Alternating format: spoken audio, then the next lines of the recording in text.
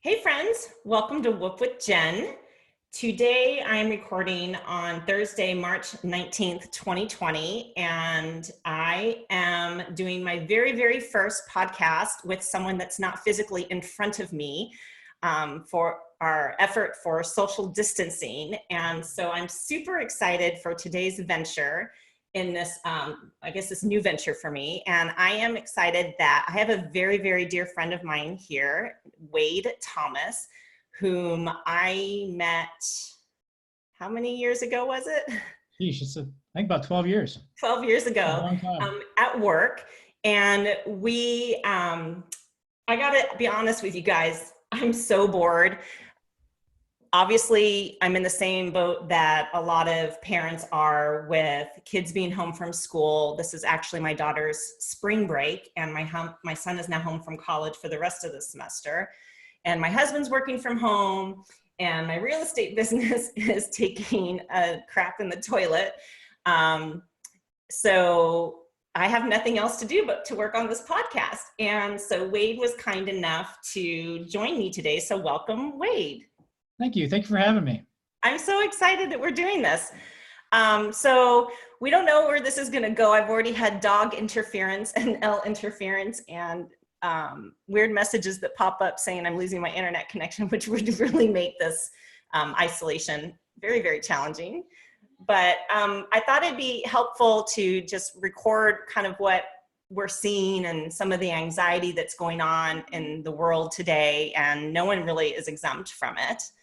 So I think we kind of have some things to talk about with the anxiety that's going on and people losing their jobs. And you and I have both participated in that, unfortunately. Yeah, unfortunately, but in a way, a good thing. Yeah. So we met at a company that we were both working at. And it was kind of always like a joke that like no one liked HR and they put your office next to mine. And I think I was the only one that came and said hi when they moved you over there. Well, yeah, it was a big accounting department, and I think most people just kind of glared at me and, looked at their bad neighbor. And luckily, you were the one that brought the pie over. I did. And that was a really great professional relationship that we cultivated. And it was at a home builder. And in 2008, things weren't so great. And I'm just so, like, nostalgic's not the right word. It's just kind of like ironic in what we're looking at today in an economy that's kind of taking a nosedive, although I do believe it will be temporary. But I lost my job in 2008 from this home builder. And you were the one that carried my box to my car. And I'll always be grateful for that. It was, I was lucky because my termination was something that I knew of in advance. It wasn't a surprise. It wasn't, walk me out the door, but you knew about my termination before I did. And,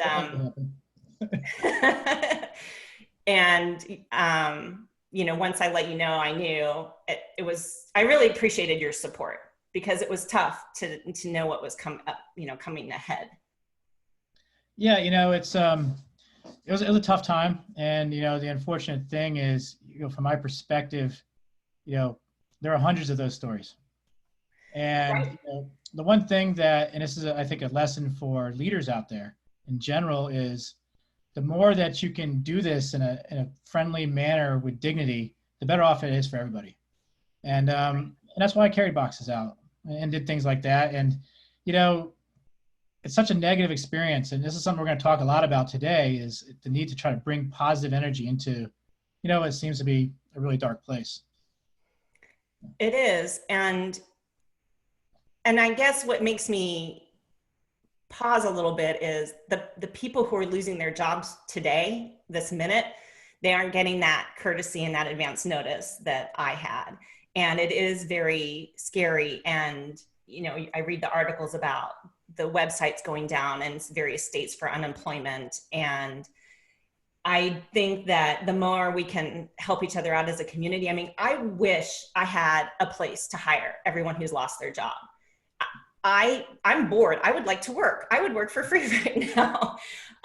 because no one really wants to buy or sell a house. But I just hope that there are opportunities that companies that have the wherewithal to take on additional employees and staff and help them serve a purpose to have them get by, because we don't know how bad this is going to get. And I think obviously that's the fear that everyone's experiencing right now. And I'm just going to continue to believe in my mind that it's temporary, because most things are. And Yeah. Oh, everything is temporary. Everything's temporary in the end. I really think that what we're seeing today that is difficult for a lot of people is it's a combination of ambiguity and uncertainty. So you don't know what's going on today. Everything's kind of confusing. You're not quite sure where to go. Like you mentioned, you're not having advanced notice of things.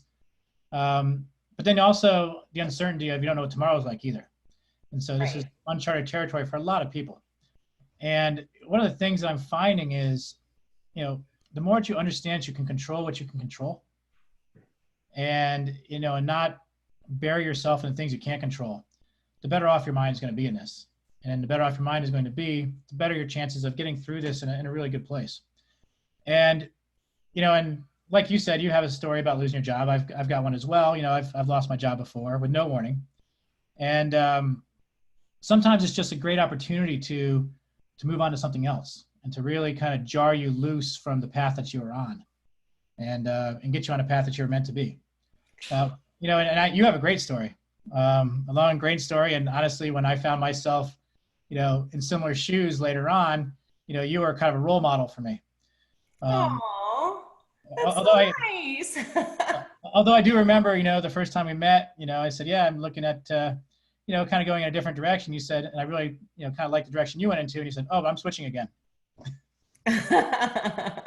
So, I think it's just a great story for you to share. Oh, well, how I started my consulting business? Yeah. Well, first of all, when I was home and I'm just on the job boards and I'm on Career Builder and I am, what was it, Monster? I don't even know if Monster's still around, but I'm literally on the computer all day long. And that's when you and I figured out how to instant message. And it felt like so, just like it was the way I wasn't home alone. And I think I even saw like a job for a CFO position posted at Casa Boutique, which is like an adult store. And I'm like, do I want to even apply for this? Like, I think, I didn't know that story. I didn't? Oh gosh. But no, I think it was a sales job. And I'm like, no. But I remember, I was trying to build up my dream of what I wanted, because there were jobs I was applying for that were getting taken away from me before I could even like get to the final offer. Like there were jobs where I'd make it through all the interviews and all the stress, and then for economic reasons, they'd cancel the position because they're trying to figure out what they're going to do. And I remember just thinking, I've got to craft like this job where it, suits my personality, because I'm not a traditional accountant, and I don't function the same way other accountants do in a typical corporate setting. I think people who've been listening to me long enough know I have a little bit of a quirky personality and sense of humor. And I like to, frankly, I think a lot of people don't know how to handle the fact that I smile a lot, because I don't know if they, know that it's truly sincere. But I was I don't remember who gave me this advice. I do know that my company did put me through an outplacement. I don't know what you call it, outplacement services. Yeah, something coaching. Like that. So I was able to go somewhere with a bunch of other suckers in my situation and meet a lot of people and get coaching and counseling on how to write your resume, how to conduct interviews. And one of the greatest pieces of advice that I got was, don't be afraid to ask for help. And don't be embarrassed that you've lost your job, because for everyone who's losing their jobs right now, it's not your fault and you didn't do anything wrong. And as you mentioned, it is something that's out of your control. And I got on the phone and I started calling the people that I used to work with at the public accounting firms. I called EY, which I'm an alumni of. I called Deloitte and Touche, who were my company's auditors. And I basically just said, hey, I'm unemployed. And if you could please keep me in mind if you hear of any opportunities, I would really appreciate it. And that was the hardest thing I ever had to do because it made me extremely vulnerable. Yeah. And the response I got was overwhelming. The response I got was, I'd be happy to help you, Jen. And it made me feel so supported. And I vowed that I would always do that for anyone else who was in a similar position. And certainly there has been a lot of turnover at this particular company that you and I worked at. And it almost was like, as soon as someone, lost their job from there, they'd call me and we'd go to lunch. And then I felt like a therapist a little bit, just, talking them through the same steps of grief of losing up, your routine, the place you go to every day, the feeling of self-worth. And, there's more to it. There is the worry about money, obviously paying your rent and buying food and taking care of your family, but there's just so much more emotion, I think, tied up with how we view ourselves. And because I was honest and I asked for help, and I think everyone right now should not feel ashamed of asking for help, because there are some of us that are in situations that we can offer it. But it got me a referral for a consulting assignment, and that I ended up being at that client, I think, for over 3 years, because it was to help them get through an audit, and then their controller left. So then I filled in as their controller. And then they became a client that I had for a decade, on and off, because they always had like some need. And then that launched into, I really built good relationships with the CEO and the CFO, and they referred me other clients. And so there is an ability, I think, amongst all of us to, really see who we know and how we can help people, because my network is far greater than just the accounting and finance world. I have a parenting world. I have an autism world. I have a special needs world. We have the podcast world. And, I think, like you said, this is maybe just a nudge that we have to look at doing something else. Yeah, there's just a couple of great things there. And I love that point that you made about, the worlds. And that's something that, I teach when I talk to people about careers and even about being successful in business is, you can't just think of it as your business world, your business contacts, or even your, accounting contacts, or whatever field you're in. They're contacts are contacts. Contacts are friends. The people on the sports teams, the people in your hobbies, your clubs, the neighborhood, all that kind of stuff is just a great resource for a lot of reasons. And I think, another thing too that, I found was really great is the connections you found from the, Company X's alumni. And, there's gonna be a lot of people that are in these kind of situations, and it's not just you. And finding those people and really kind of going through it in a collaborative, kind of neighborly way, so you're never alone. I think it's a very powerful thing.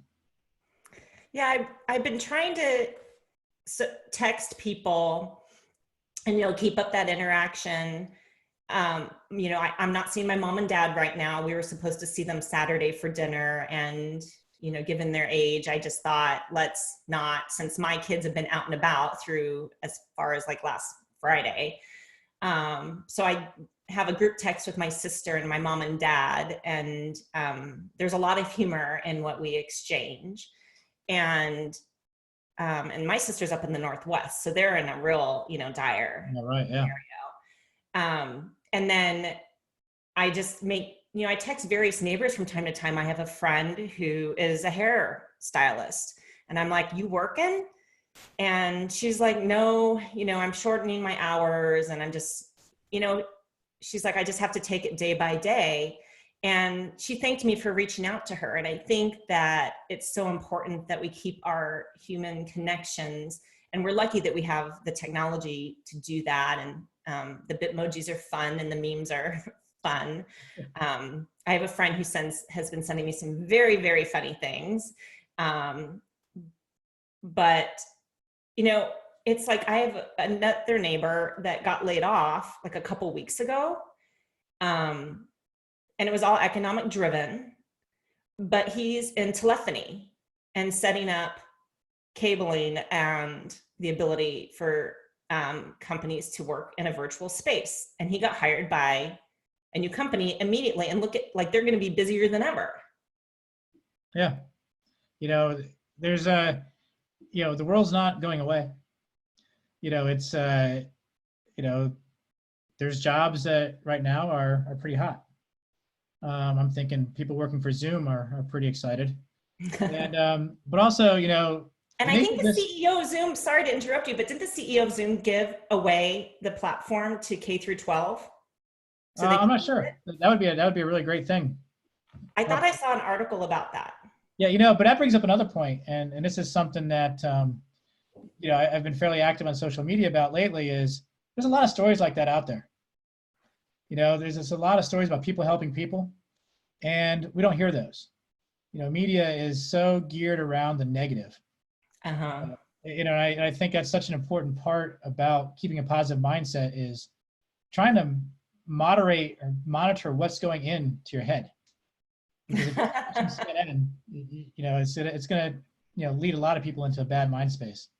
But there's outfits out there like the goodnewsnetwork.org that you really curate all those like positive stories, and it's just I start every day like that. I get up and read one of those stories. Oh, And, you're a yeah, good role model. and then I put it out on the social media, and you have to do that. You have to keep positive because that's what eventually gets us out of this. And I do think this is not like 2008. I think this is the recession of 2008 went a few years. This is not a few year phenomenon. Well, for me, my biggest challenge is my daughter, Mhm. because my husband is busy at work upstairs. My dogs are excited that everyone's here. My son moved back home from college and reorganized his room and has his whole setup, and he's fine. Although he was supposed to start a new job at the U of A next week, and they are going to let him do it online. Yay! So he can do that. But I have a daughter with special needs who was in tears Tuesday and unconsolable because she doesn't understand why school is closed. I mean, she's on spring break this week, and fortunately, she doesn't know we were supposed to be at Disneyland. And I'm glad that I never told her. I would never hear the end of that. But she, I keep telling her, well, school's closed next week, and she has it in her mind that she's, going back. And when I tell her it's not happening, she thinks it's only happening to her, and that I'm punishing her, or somehow she's being singled out and mistreated. And so my biggest thing is I agree, like, wake up with that positive thought, because I need the energy to create a space for her that she feels safe, and she's not, just on the iPad all the time, which she has been a lot. And it's like the movie Life is Beautiful. I don't know if you remember that movie, where they were captured by the Nazis, and the dad's whole purpose was to make it seem like it was, fun. And so I just have to keep with the routine every day, which my schedule's blank, incredibly so. I think about what I want to do for myself and what I want to do for her. And for her, it's going on a bike ride. And we've done that today. And my friend said there's a YouTube channel called Cosmic Yoga that has some cool videos for kids to do some physical things. And so we're kind of like compartmentalizing our day into, what we're going to do and what we're going to take care of. And then I'm going to try to take care of myself. I am walking my dogs. All the gyms are closed, so I'm dusting off my DVDs, workout DVDs, because I'm like, you know what? Maybe I can get the most fit I have ever been while I have nothing else to do. People still use DVDs? I had to buy a standalone DVD player to play them. I know I should be streaming them, but they play in the PlayStation too, and of course, That's You, my husband's arena. you get access to the PlayStation? Wow. I know how to use it. But it's so I feel like for a lot of parents out there that now their kids are home from school and that maybe prevents them from working, especially some that are in the healthcare industry. And we need them so much. Uh, I just hope that we all continue to offer suggestions and references to resources, because I do feel like the special needs community is going to have a harder time recovering. The other kids will catch up on their schoolwork for the most part, but I have an IEP that I'm not trained to implement. So I am not a highly patient person, would never have been a good nurse, but I am focusing on patience as being the one virtue that I, need to grow. And I have moments of weakness every now and then. I was walking the dogs this morning and my neighborhood's like barren. I don't see anybody. And the people I do run into have a wide berth and they don't say hello because they're afraid to open up their mouth. Oh yeah, So yeah. you get like a little wave. I mean, it's great to see so many people outside, but it just kind of like, for a moment I allowed myself to kind of feel melancholy, like, oh my gosh, this is the day 4 of X. Yeah. And I need to be strong for her, and I'm just championing everything so that she has this element of feeling positive and consoled and not feeling like she's being punished. Yeah. But I think that's the case for all of us too. I think we all need to take that time and care for ourselves the same way you're caring for your daughter. And and get outdoors. That's a great way. Here in Arizona, that's been a little bit difficult for the last few days. For those of the audience that live here, it's another Oh, rainy. it was one day of rain. You're from Seattle. It's all different. the but the but it is important to get out there. I earlier this week I worked outside. I saw that on I think I did see that on Instagram. Yeah, so you do follow me. I just haven't been on it yet today. Yeah, there you go. Yeah, you gotta be more. You gotta be quicker on the Instagrams. But yeah, I worked outside. It was just a beautiful day, and it's really good to kind of change the scenery. As we're all sort of staying close to home and trying to maintain our social distancing. The other thing that's great too is, like you mentioned earlier, is the technology aspect. We can still be in touch with people. Without. Can you imagine? 100 years ago, social distancing would be social isolation. We'd be writing letters. Yeah, so I'm very grateful for that. And yeah, which is an important thing too. I think just remembering what you're grateful for. I start every morning that way. Before I even read the good news story, I really think through what is it I'm grateful for, and I do a deep dive into it, and just really think about why I'm grateful for it. And it's really a great way to keep a positive mindset. It's harder to do that, I think, because, well, at least for me personally, my mind has been trained to automatically go to the negative route first, which fear stokes that a lot. Yeah. And you and I've been hiking a lot together lately, and we've been having some really good conversations. And I've shared with you how I'm really focusing on changing my mindset, and that, I'm kind of at a crossroads with, is my real estate career going to be it for me? Like, I did a spin in accounting for 7 months, which wasn't my favorite time. But, just being positive and writing down the things that you enjoy and the things that you're grateful for. I mean, I've been journaling a little bit of it because it actually makes it seem more like the truth. And it's actually good practice for me to hold a pen every now and then. It's just, there's so much opportunity for us to help each other. I really hope that, the medical professionals get what they need. And I hope that people don't get really, really sick. And I hope that we can do, as either a society or a government or through charity or through companies that have the means, to make sure that people aren't going to lose their homes and that there is, food on the table. Like, it makes me wonder if there needs to be bins in the grocery stores where you're buying some food for other people who, are negatively affected by this. Because we're okay. You know, like I feel like I need to do more for people who aren't as fortunate as we are. Yeah. Yeah. That's you know, there's so many stories about that too, and I just think that's a great mindset too. One of the ways to stay positive is to help other people. Mm-hmm. That is, wired into the brain just as much as fear-based thinking is. And, you know, one great way to overcome anxiety is, helping other people and just taking positive action that way. Mm-hmm. And as you know, I've been dealing with a lot of anxiety lately. And that's going to be an entirely different, separate podcast, but one that might help people also, even though my anxiety came from a different source, Yes. a pandemic.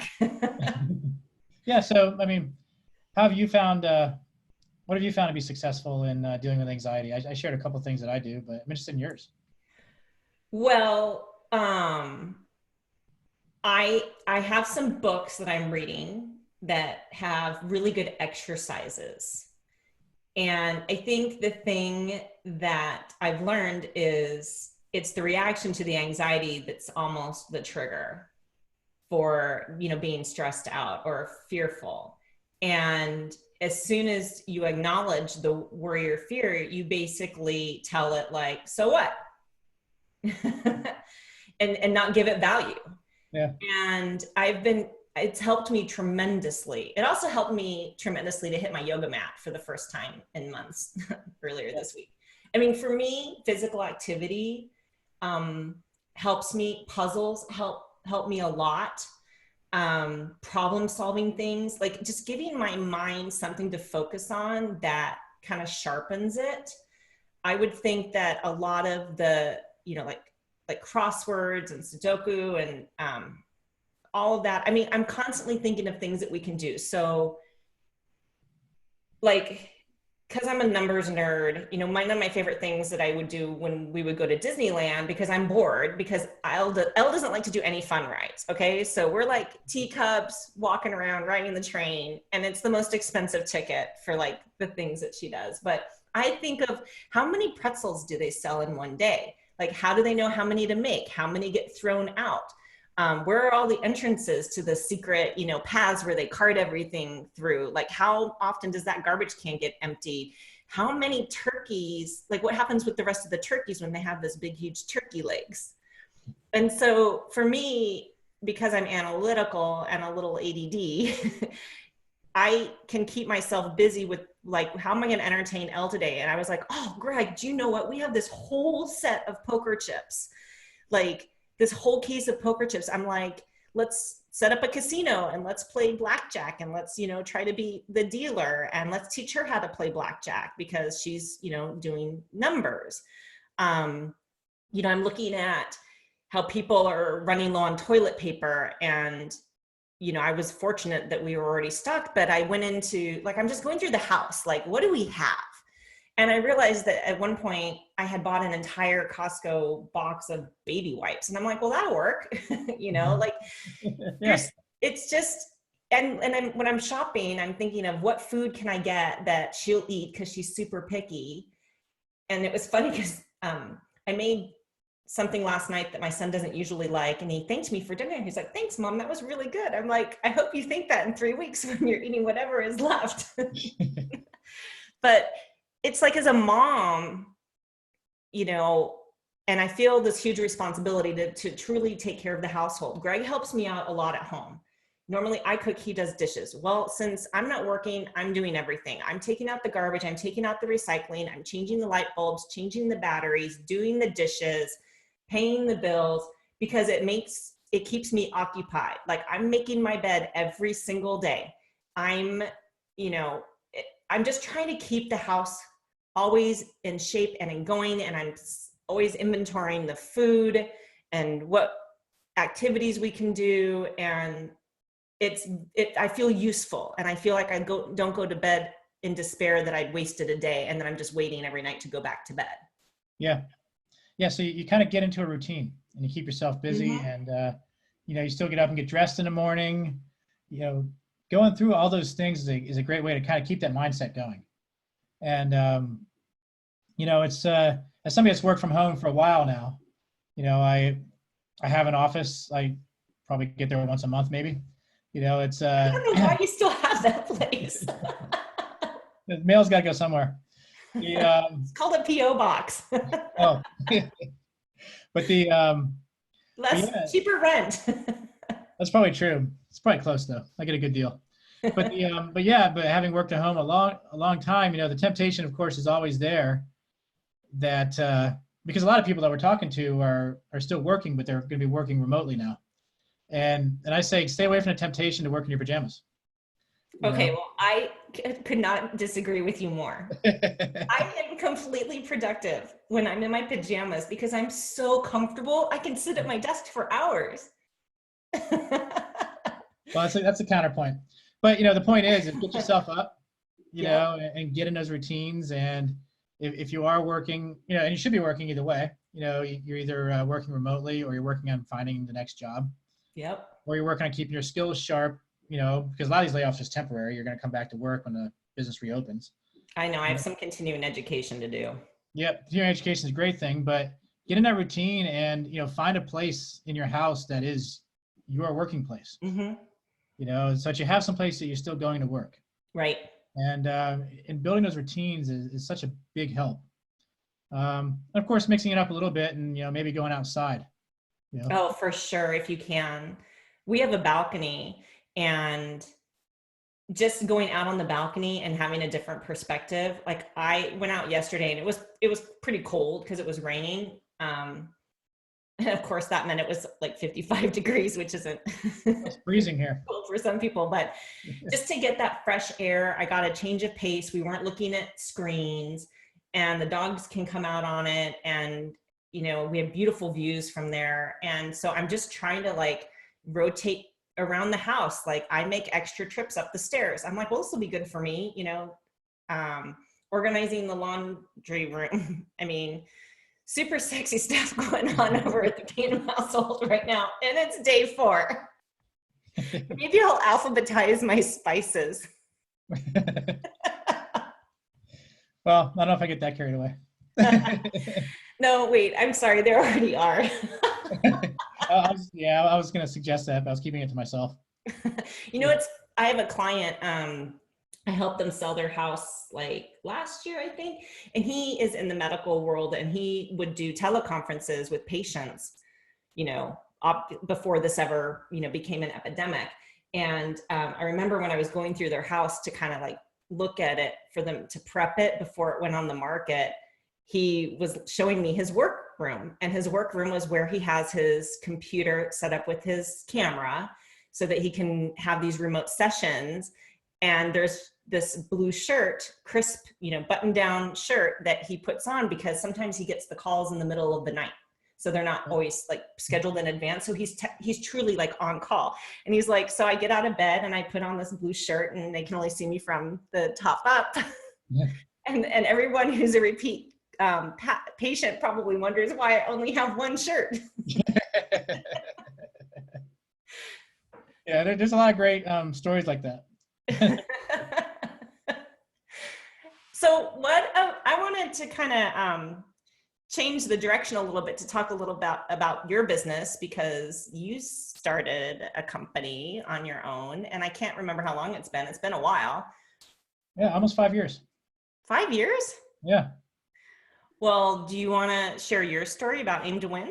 Yeah, it was started off much the same way that you did. I came out of corporate background. Maybe a little bit different in that, my last few years in the corporate experience, I wanted to go off on my own. It was a matter of taking that leap, and it's always a kind of a scary leap. And in my case, I got a little bit of help on that, and so it made the jump. The next day, I was hanging my shingle, and one of the things that I'm all about, and this is the real reason for starting my own business, is because I'm really about people hitting their potential and reaching their potential and helping that along. And in the corporate world, throughout most of my career, there was a lot of opportunity to do that, but it was still limited to that one corporation. The reach was limited. And the advantage of going off into business myself is now my reach is really unlimited. Just a matter of figuring out how I can help the most people I can. Started off, in a consulting space, working with companies to help them, sort of get the people stuff in place, working on talent strategy, leadership development, things like that. Succession planning. Succession planning. Oh yeah, that was a big one. Performance management. I'll stay away from that one. But no, performance management, but in a different way, right? It's not punishment, but it's how do It's coaching. one is how do you help good get to great. There's more impact in that space than there is in helping somebody that's just not a great fit. And I quickly got into coaching. It was almost simultaneous. So my business ran on consulting and coaching for quite some time, and still does. I've been making a couple pivots in the past 6 months, continuing to coaching consulting, but also rolling into some group coaching dynamics. Again, that enables me, group coaching enables me to get to a lower price point, which means I can reach more people and really help people along in their careers, and also doing some stuff digitally as well. And there will be a lot of that being launched here in the next couple of weeks, and I'm excited about that. And again, just another way to kind of just get the word out there and really help people be the best they can be. And I'll tell you, it's been a fun ride. I've really enjoyed it. You get the chance to really work with some great people in this space, and sometimes it has its ups and downs, but at the end of the day, usually I like my boss. Oh my God.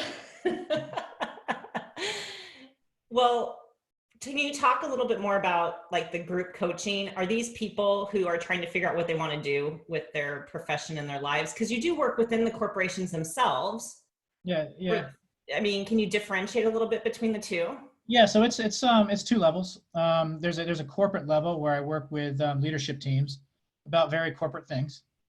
Work on strategic planning, culture, activities like that. Kind of the newer pivot is I'm working with small business owners and entrepreneurs, and what happens, and solopreneurs especially, because what happens, as you know, is you can get pretty lonely as a solopreneur. You're by yourself, and what I do is I bring groups of them together, 6 to 8 from different industries, different perspectives, and we'll be getting together monthly, for a 4-hour session, a little bit of training up front, but then beyond that, everybody kind of takes a turn in a hot seat. When you're in a hot seat, you talk about the challenges that are going on in your business, and the group helps you. So I'm there as a facilitator and also as a coach, but you're also getting all these perspectives from these really smart business leaders. And it's just a great way to kind of leverage the leverage the experience and the intelligence of the masses. So that's very exciting. I'm doing some of that for solopreneurs and for small businesses with multiple people. But that's one thing that's been affected by all this is now moving to a virtual model. Whereas it's originally set up, get together in a restaurant and so forth, and now we're moving into a virtual model. We're going to use technology and still get the same experience, but just in a way that we're not sneezing on each other. Right. Well, maybe you can all commit to ordering takeout from small business restaurants Uber Eats at the same time during your meeting. That's a great idea. And support. I'm a big fan of supporting small local businesses right now. These guys are really having a tough time shutting down their dining rooms. Yeah. And just doing a takeout. Uber Eats is delivering for free. That's another just a great way to keep the small businesses afloat, because it really does, I think, drive a lot of the economy. And the other thing it does too is it keeps you out of the grocery store. And anybody that's been in a grocery store in the past week knows it's not as fun as it used to be.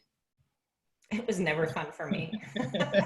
We've had this discussion before a few times. I usually use Instacart to have my Sprouts food delivered, and I'm not doing it now because I don't want to put the burden on those poor people.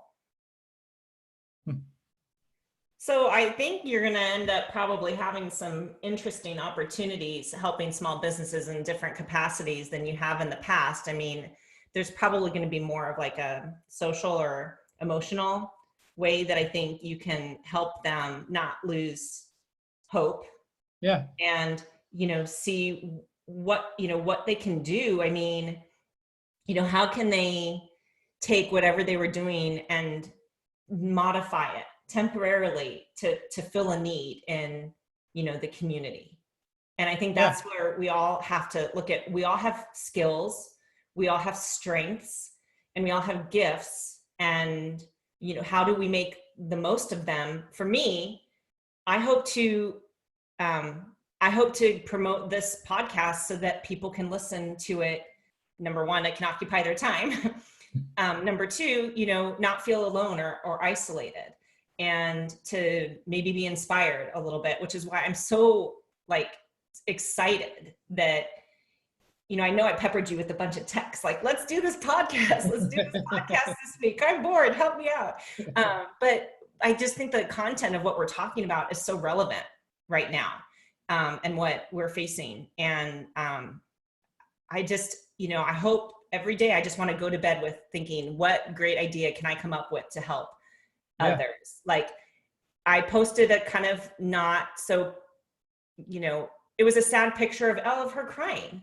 And guess what? I immediately got sent a link to a social story that someone wrote for the autism community. And I'm like, this is so great. I mean, there's people are sending me so many great ideas of ways to occupy her that I wouldn't just originally, think. And so I think the more that we build this toolbox, for my community, for your community, it just helps everyone. Yeah, it really does. It's, having those tools, those resources to keep that positive mindset. It's just so important. And like you, I see these things too. They get in my email box and I read these stories, and, there's a lot of people that are really stepping up and helping other people. And we don't want to lose sight of that. Right. Because you hear the news stories. The news stories is all about people catching it and people dying. Never talks about people recovering, and never talks about what people are doing to help. Right. And both those things, by the way, happen more than the others.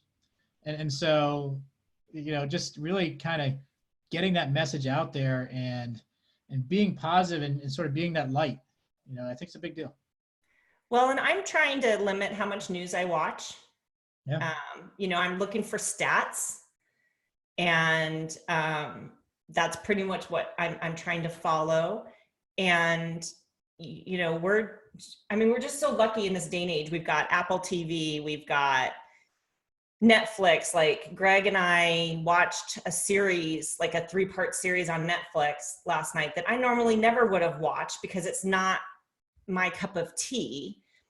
And because I like happy things, like usually, I want puppies and daisies and stuff. But it was fascinating. And I'm like, wow, I had no idea that, I can't say the name of it because I wouldn't recommend anyone watch it. It was kind of dark, but it was fascinating. And I'm just like, this is a whole opportunity for people to try and explore something new. Yeah. It's broadening horizons. Mm-hmm. It's, I talked about that somewhere this morning, as a matter of fact, that this is just such a great time to just grow professionally, to grow personally, and try new things out. Even if you are working, we've been talking a lot about the people that, are stuck at home, but, I have clients that, are just, they're involved in the front lines of managing, these issues. Mm-hmm. And so they're slammed. But guess what happens after 5 o'clock? You go home and, there's no kids' soccer game. There's no after school events. There's no social events. There's no networking events. And so that's where there's a big vacuum for a lot of people. And, I've encouraged a lot of people that, there's family time is very important, but also time to develop themselves. Mm-hmm. Some time with personal and professional growth. Right. Don't put yourself on hold. Don't put yourself on hold. Sacrifice. Because we are just as important, and our lives are just as important as our family. That's right. And, watch that dark Netflix series if that's what you need to grow. It wasn't that dark. It's just, it's not like I was watching The Friends. You weren't watching Baby Goats or something. But I am going to binge watch The Office, the entire series. And I almost want to make a bet with myself on how many times I'm going to binge watch the entire series start to finish, because no one makes me laugh like Steve Carell and John Krasinski. And laughing's important now, isn't it? It is so true that laughter is the best medicine. And that was something else that I was doing when I was like in a bout of anxiety is, we can't wait for something to make us laugh. Like we can go and make ourselves, laugh ourselves. Yeah. Um, and it's helping out my daughter because the higher my positivity is and the more enthusiasm and energy I have, it's infectious. Yeah. So that's what she's bouncing off of is, I think in the first days I was all about what she wasn't going to get. And now I'm like, but look at all these things you are going to do. And I schedule out her day and you will do this and then we'll do this. So it gives her something to look forward to. Yeah.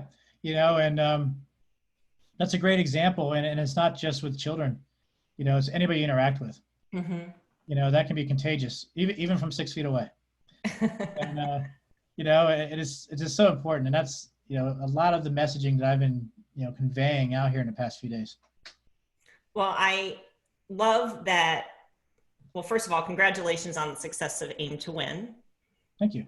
And you've always been a great supporter for me. You're always the person that I call when I need to bounce ideas off of about my career. And you're just such a calming resource for people. I hope that you're able to help a lot of people during this scenario that we're in, and really excited that we had a chance to do this today. Value your friendship very much, and I think it's great that we started our relationship as colleagues, and now we're friends. Yeah. And we can go on hikes together. And I think it's so important to surround yourself with people who come from different backgrounds or they're a different gender. I know we've talked about, like Greg doesn't care that I go out and hang out with you because I grew up with him and all of his guy friends. So, I just think that right now, here's an opportunity to connect with people that you might not normally connect with. Yeah, that's a good point too. Yeah. It's been a great conversation. I've really enjoyed that. And like you said, it's great to have somebody to bounce ideas off of. And, it really is a great chance to kind of reconnect with people during this time. Well, I'll put your website in the description for the pod, but if someone wanted to find you, what's your website? It's aimtowinllc.com. Okay. AIM, AIM. AIM. WIN, LLC. Yes. Just in case someone thought there might be the number 2.